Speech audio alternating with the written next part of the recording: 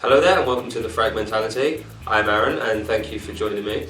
I want to tell you guys about the new Gears of War game, Gears of War Judgement. I've actually been playing the American version of the game. It's actually a prequel to the original Gears of War game, so it's set before the happenings of the first game, which came out quite a long time ago now. And this time around, without spoiling the game too much, you play mainly as the characters Baird and Cole, also known as the Cole Train, and you see sort of a different side of the Gears of War story and the Pendulum Wars, and you see certain events that are referred to in the original games. You actually play those events this time round and you fight sort of evil characters that are referenced in the other games. How does it play? Well, it's basically Gears of War.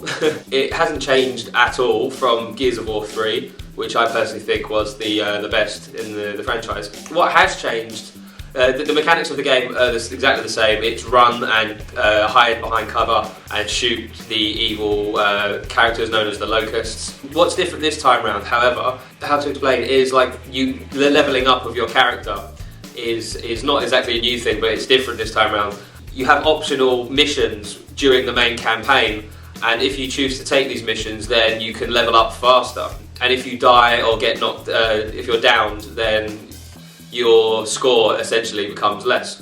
And what this adds to the game is it's sort of putting in a different spin on the game. The best way to describe it is, for example, there's a level early on, you have to clear out a room full of enemies, and you have the option to do this as normal, or if you want to gain more experience, the level is filled with dust or like a nerve gas, and what happened is this takes your visibility right down, but your rewards are higher, so it's harder, but if you get through it and survive, you level up quicker. And that's pretty much the main change in the game, but it does add something interesting to it. For example, there's a section where you have to kill you have to kill all the enemies and then get to a location within 4 minutes. So you're not only fighting to survive and kill the enemy, but you have to get to a location within a time limit, and it just makes the whole thing just more sort of panicky, and you know, there's all explosions and things shooting at you and stuff, and it just sort of really heightens the tension, and I think it's a really good addition actually.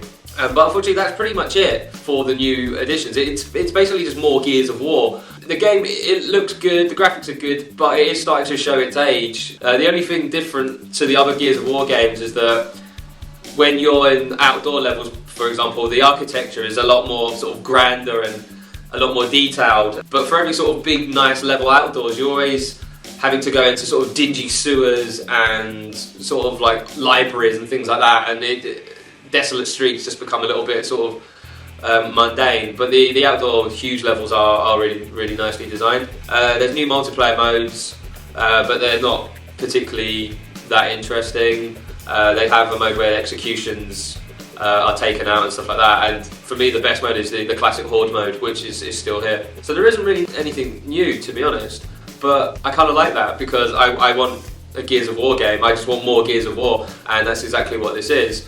The storyline is pretty decent as well. It you know, gives you a lot more backstory of Baird and the Cole Train and their involvement in the Pendulum Wars. It's not groundbreaking in any way. There's not really much new for new fans of the series. But if you're a fan of the series already, you know, you're probably already looking forward to this, as I was, and I'm really enjoying. I really enjoyed it. I kind of like the fact there isn't that many changes to the core structure of it, but I can see that people might expect something new, but it's not going to happen, unfortunately.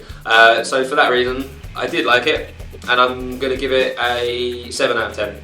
If you have any comments, any feedback, if you played the American version as well like me, or if you're waiting for the European release, you know, and you have any questions or anything like that, leave some comments and let me know what you think. Thank you for watching.